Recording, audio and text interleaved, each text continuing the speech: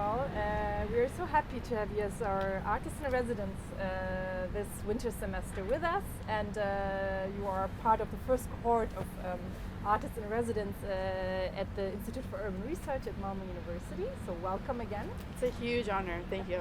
Yes, and I would like to know a little bit more about your background as an artist. Yeah, so my practice definitely started in a non-artistic space. It started in my academic background.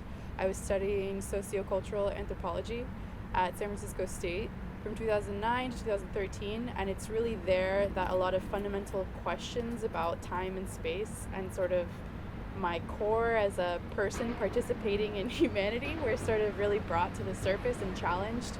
And it was there that I started questioning and researching in methods that were not so similar to the people around me, and I started getting much more into the sort of the ways in which we could understand the world visually. That was really prompted by studies in archaeology, and I got the opportunity to do a final in archaeology on Dadaism.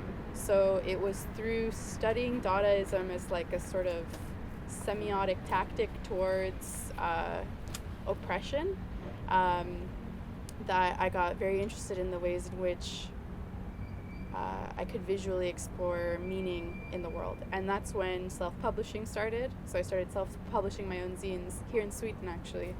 And from that point forward, it sort of snowballed into a more three-dimensional practice.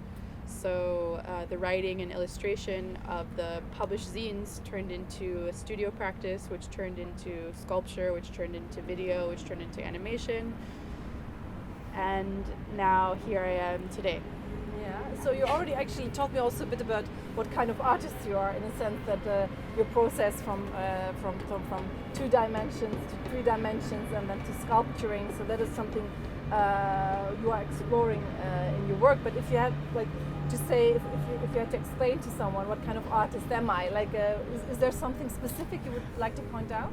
Yeah, I think the quick and boring way to place it is interdisciplinary. So I'm working within different disciplines to sort of tie together the same sort of overarching thesis, which is that being alive is the most intense experience anyone could ever go through.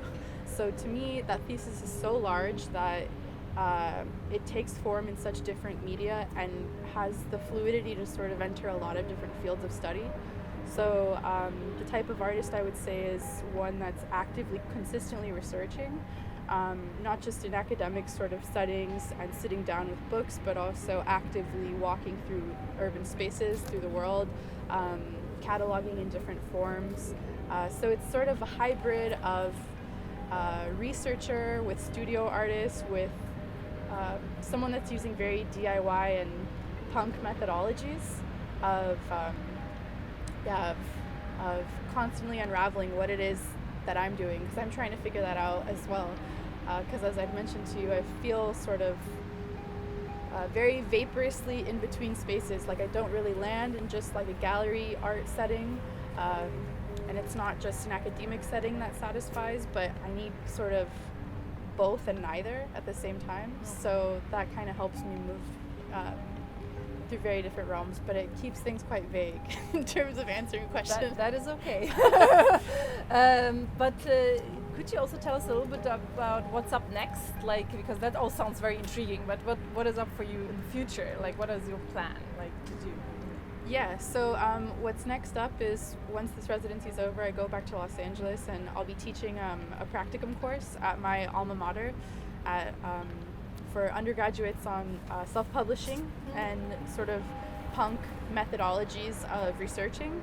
So all the things that I sort of do in my own practice, I'll be teaching.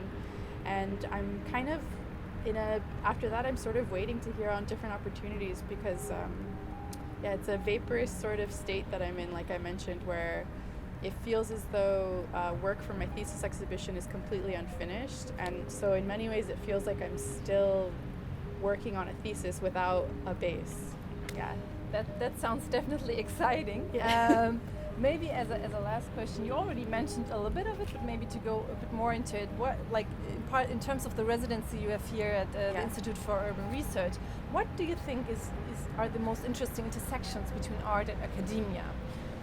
Yeah, to me, I find that what the Institute of Urban Research is consistently trying to do is it's almost like a live stream archaeology of what's happening in the present and what's going to happen in the future within the cities and within, urban spaces, tackling really large social problems.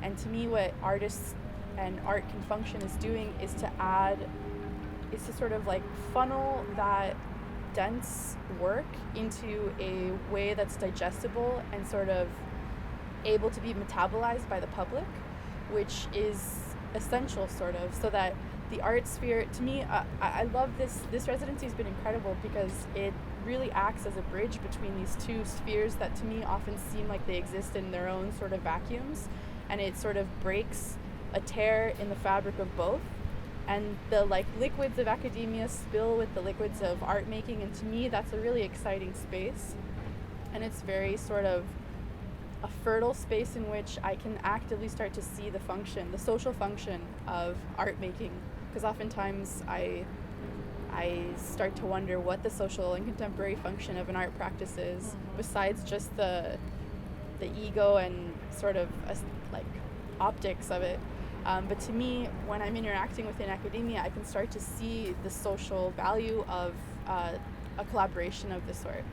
Thank you so much. That is a very good summary. We should put that on our website, I think. And we're so happy to have you. And it's been a fantastic experience and a true blessing. I would do this again. Hopefully, any day. Yeah, I'm very grateful.